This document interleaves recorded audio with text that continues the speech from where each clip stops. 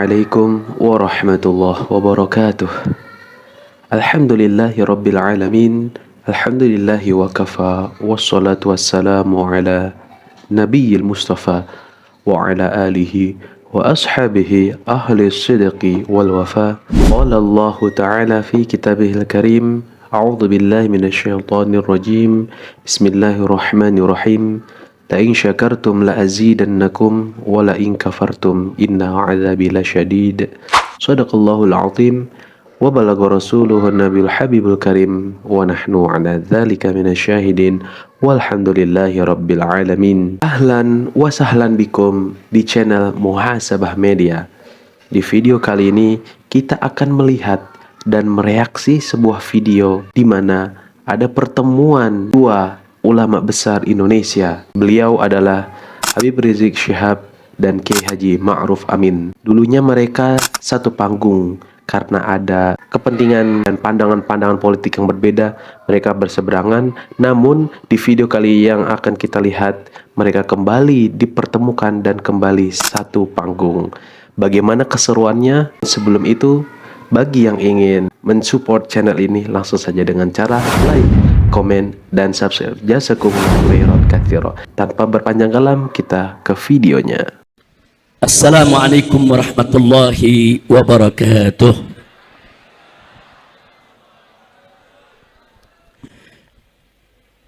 Bismillah walhamdulillah wala hawla wala quwwata illa billah. Ashhadu an la ilaha illallah wahdahu la syarika lah wa ashhadu anna sayyidana Muhammadan abduhu wa rasuluh la nabiyya ba'dah.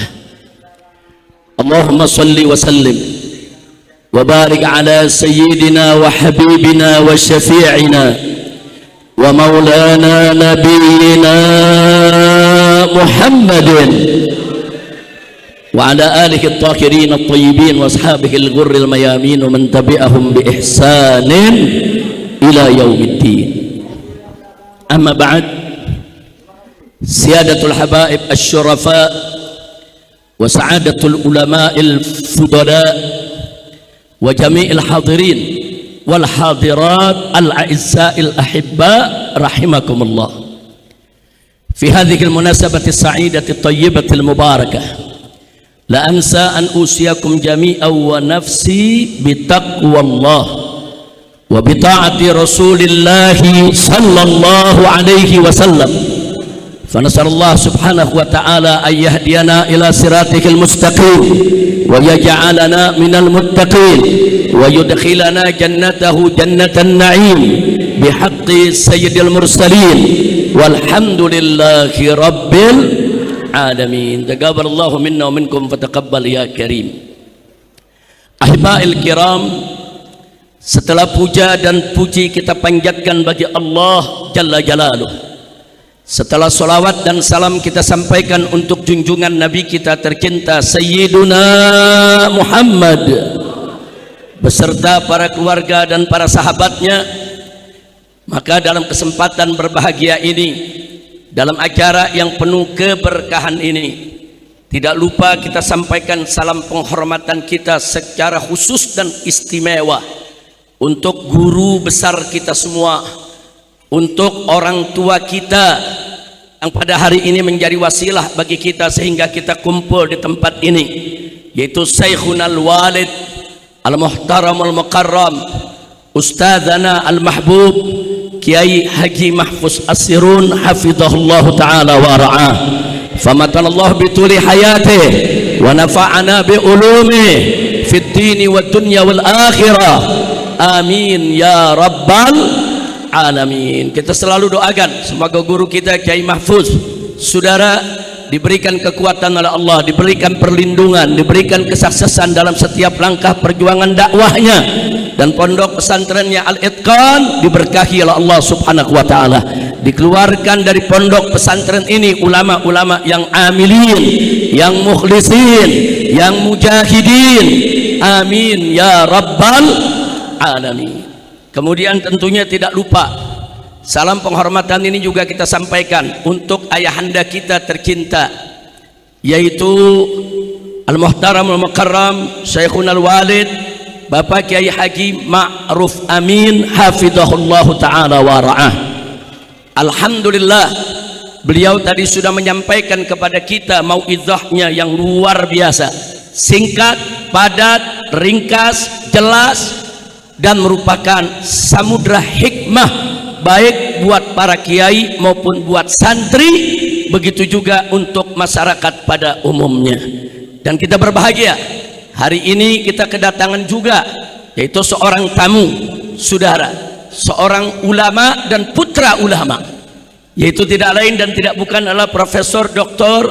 Muhyiddin Saudara Muhammad Awamah hafizahullahu ta'ala wa ra'ah. Ayah beliau ini seorang ulama besar, saudara, salah satu benteng Ahlus Sunnah wal Jamaah, mengarang banyak kitab yang luar biasa, di mana salah satunya yaitu yang dikarang adalah tentang al-amal bil hadis dhaif, apa dia punya dalilnya, apa hujahnya. Dan ini kitab sangat penting. Kenapa? Karena sekarang ini di tengah-tengah kita, saudara, ada orang-orang muda nggak punya ilmu tapi sok tahu, teriak-teriak di masyarakat, saudara, seolah-olah hadis dhaif itu sampah, seolah-olah hadis dhaif itu kotoran, seolah-olah hadis dhaif itu nggak boleh dipakai, dibuang saja ke tong sampah. Ini hadis dhaif nggak boleh dipakai. Inna lillahi wa inna ilaihi raji'un. Saudara, berapa banyak hadis dhaif yang yu'mal bihi, berapa banyak hadis dhaif yang diamalkan oleh ulama. Bahkan ada hadis dhaif yang disepakati oleh semua ulama, saudara, bahkan semua mazhab untuk dijadikan sebagai kaidah. Di antaranya apa? Hadis la darar wala dirar. Hadis dhaif, saudara, tapi menjadi kaidah muqarrarah indal ulama, saudara. Jadi jangan seenaknya mengatakan buang hadis dhaif, singkirkan hadis dhaif, nggak usah pakai hadis dhaif. Hadis dhaif itu terbagi-bagi. Hadis dhaif itu ada derajat, ada turunannya. Ada hadis dhaif yang memang dipakai oleh para ulama, bahkan ada hadis dhaif yang dijadikan kaidah oleh para ulama, saudara. Maka itu thariqah Ahlus Sunnah wal Jamaah adalah thariqah yang paling luar biasa, thariqah yang lurus, dan merupakan thariqah dari firqah najiyah. Alhamdulillah. Ada lagi, saudara, yang seenaknya mengatakan, dan Imam Syafi'i mengatakan idza sahal hadis fahuwa mazhabi. Seenaknya dia comot, ini hadis sahih jadi mazhab Syafi'i, ini hadis sahih jadi mazhab Syafi'i. Tunggu dulu, saudara, ada rumusnya, ada sistemnya, ada terminologinya. Tidak semua hadis sahih langsung diambil menjadi mazhab Syafi'i. Jadi jangan sembarangan, saudara. Ada lagi yang mengatakan apa, saudara, ini hadis, saudara, tentang antara laki-laki dengan perempuan yang bukan mahramnya, saudara, tidak batal, saudara. Mereka bilang ini hadis sahih dalam Bukhari Muslim, berarti ini jadi mazhab Syafi'i. Berarti mazhab Syafi'i mestinya kalau kita punya wudhu menyentuh istri kita tidak batal. Dengan alasan ini hadis Sayyidatuna Aisyah radhiyallahu taala anha dalam Bukhari dan Muslim. Dia sok lebih tahu dari Imam Syafi'i, saudara, sok lebih pintar daripada Imam Syafi'i, saudara. Dia pikir Imam Syafi'i belum baca itu hadis, saudara. Hadis yang mana? Sayyidatuna Aisyah radhiyallahu taala anha menceritakan, ini hadis sahih Bukhari Muslim, saudara, di mana beliau ceritakan suatu ketika aku tidur, kemudian Nabi sholat malam, kakiku, saudara, gak sengaja melonjor di depan arah kiblatnya Nabi. Kemudian kalau Nabi mau sujud, dicolek itu kaki, saudara. Kakiku dicolek, aku tarik. Kata Sayyidatuna Aisyah, ini orang-orang sok pinter apa bilang, tuh lihat tuh, Nabi lagi sholat nyolek kaki Siti Aisyah, sholatnya gak batal. Berarti nggak membatalkan wudhu dong kalau menyentuh istri. Ini hadis sahih Bukhari Muslim, ini harus jadi mazhab Syafi'i. Luar biasa. Jawab jangan, karena yang hadir banyak kiai sama santri di sini. Buat PR aja deh. Bagaimana buat PR? Jawab apa PR? Semua minta jawab. Ada lagi satu hadis juga dari Sayyidatuna Aisyah. Yang ini ada dalam Sahih Muslim, saudara. Hadis sahih. Siti Aisyah cerita, faqadtu Rasulullah. Suatu ketika aku kehilangan Nabi dari tempat tidur malam, kamar gelap, Rabang nggak ada Nabi di samping, saudara, di ranjangnya. Kemudian Siti Aisyah terus merayap, tahu-tahu dipeganglah, saudara, kedua daripada telapak kaki Nabi, tumit Nabi. Ternyata Nabi lagi sujud sholat malam. Kata orang-orang yang sok pinter, tuh lihat tuh hadis sahih lagi tuh, Nabi lagi sholat, lagi sujud, dicolek kakinya, Nabi nggak batalin sholat. Berarti wudhu kita kalau kena istri nggak batal. Ini hadis sahih. Ada dua hadis sahih sudah bercerita seperti itu. Kenapa kita sekarang mazhab Syafi'i kok kena istri batal wudhu? Nah ini mesti dikoreksi, kata dia. Karena ini hadis sahih, ayo kita ambil jadi mazhab Syafi'i. Kenapa? Sebab Imam Syafi'i mengatakan, idza sahhal hadis fahuwa madhabi. Kalau suatu hadis sudah sahih, maka itu adalah madhabku. Jawab, baik saya jawab, sekarang atau nanti? Sekarang atau nanti? Ketahuan lo nggak mengundang lagi lo. Kita jawab singkat saja. Mau tahu jawabannya? Betul. Saudara, bagi Imam Syafi'i radhiyallahu taala anhu, di dalam saudara istimbat hukum, saudara, tidak cukup hanya dengan hadis ini sahih atau dhaif. Di sana ada kaidah-kaidah, saudara, yang harus kita sama mengerti dan telusuri, yang pada nantinya kaidah-kaidah itu akan menentukan suatu hadis itu dipakai atau tidak dipakai sebagai dalil. Kadang-kadang ada hadis sahih, saudara, tapi nggak bisa dipakai dalil karena ada kendala-kendala kaidah, saudara. Maka itu yuk mari kita lihat. Al-Imam Asy-Syafi'i radhiyallahu taala anhu berpegang kepada ayat wudu.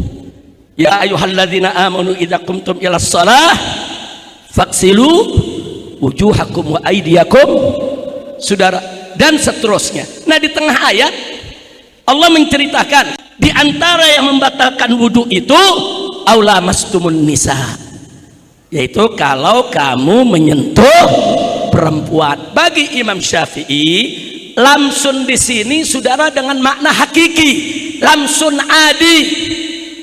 Imam Syafi'i mengartikan ayat tersebut, lamsun itu bersentuhan, pertemuan kulit dengan perempuan yang bukan mahram dari kita, saudara.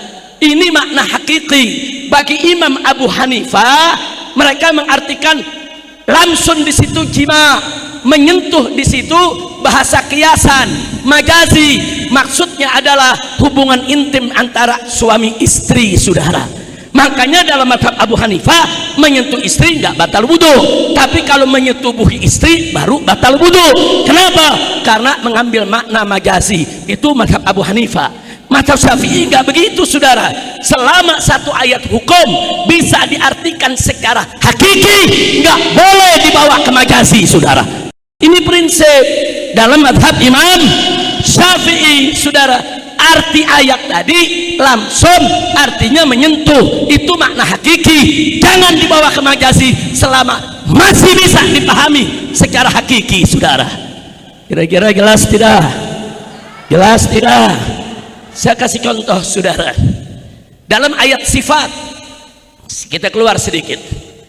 Yadullah fauqa aidihim, tangan Allah ada di atas tangan mereka, saudara.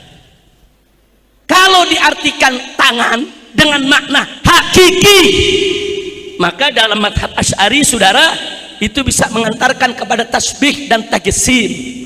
Apa itu tasbih? Menyerupakan Allah dengan makhluk. Apa itu tajsim?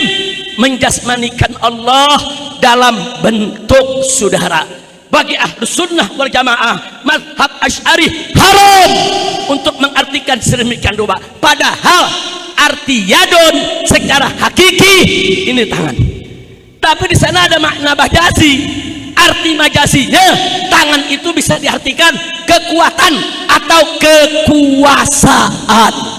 Dalam konteks ini, saudara, ya, mazhab Asy'ari, saudara, Begitu juga mazhab fikih Syafi'i nggak boleh diartikan hakiki, karena nggak bisa diartikan secara hakiki, bisa mengantarkan kepada tasbih dan taksir, sehingga wajib saudara untuk diartikan secara majazi. Tapi kalau ayat wudhu tadi bisa diartikan hakiki, menyentuh. Kenapa harus diartikan majazi? Ini mazhab Imam Syafi'i. Kira-kira jelas tidak? Yang kedua, saudara, kita kembali ke hadis tadi. Mazhab Imam Syafi'i, para ulama menjawab betul, itu hadis Siti Aisyah memang hadis sahih. Sahih, kami akui itu hadis sahih, wajib kami terima dan sudah kami terima. Tapi nggak bisa dijadikan dalil untuk tidak batalnya wudhu jika tersentuh istri. Kenapa? Hadis itu sahih tapi tidak ada penjelasan. Satu, Siti Aisyah bilang lagi tidur, kakinya depan Nabi lagi sholat, terus Nabi sentuh kakinya, ditarik. Dalam hadis nggak ada penjelasan Siti Aisyah tidurnya pakai selimut apa enggak. Saudara, nggak jelas. Kalau nggak pakai selimut, betul berarti disentuh kakinya. Kalau pakai selimut, bukan kakinya yang disentuh, selimutnya. Karena nggak jelas, nggak boleh dijadikan sebagai dalil mutlak. Justru itu harus diikutkan ke ayat yang sorry, saudara. Ayat Qur'annya sorry, menyentuh saudara perempuan yang bukan mahram batal, sorry. Hadisnya ger sorry, nggak bisa yang ger sorry ngalahin yang sorry. Justru yang ger sorry harus ditakwilkan ikut yang sorry. Kemungkinan Siti Aisyah pakai selimut, saudara. Kira-kira jelas tidak? Jelas tidak? Yang kedua, saudara, lah itu Siti Aisyah pegang kaki Nabi, telapaknya, tumitnya waktu Nabi lagi sholat. Saudara, ini hadis sahih, kita terima, saudara. Tapi nggak ada penjelasan waktu disentuh sama Siti Aisyah, Nabi pakai khuf apa enggak. Saudara, kalau musim dingin Nabi tuh suka pakai khuf, saudara, sepatu kulit yang menutup dari telapak ujung jari sampai mata kaki, yang nggak tembus air dan bisa digunakan untuk musafir perjalanan, saudara. Kalau musafir bisa pakai khuf 3 hari 3 malam. Kalau bukan musafir boleh pakai khuf 1 hari 1 malam, saudara. Nabi alaihi salatu wassalam kalau musim dingin sering memakai khuf. Dalam hadis gak ada penjelasan Nabi pakainya Nabi disentuh kakinya pakai khuf apa enggak.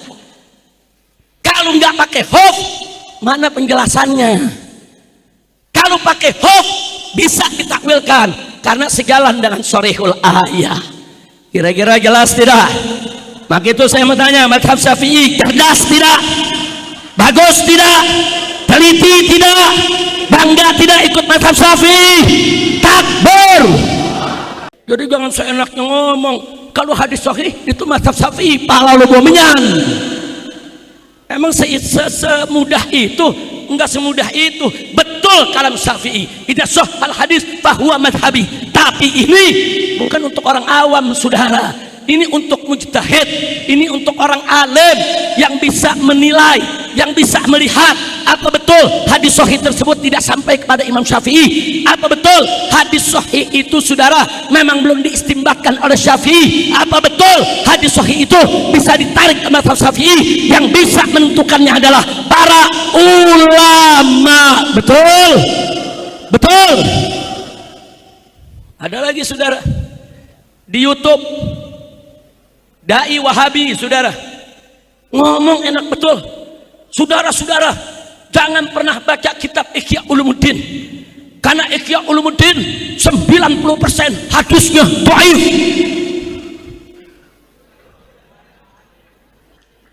Kacau tidak? Kacau tidak? Di Al-Itqan ini termasuk rutin dibaca Ihya Ulumuddin, saudara. Betul? Kiai-kiai Betawi setiap hari Selasa kumpul di Tangkuban Perahu, masjid di Manggarai sana, saudara. Yang dibaca, saudara, adalah kitab Ihya Ulumuddin, saudara. Enak betul. Jaga tongormu, jaga mulutmu.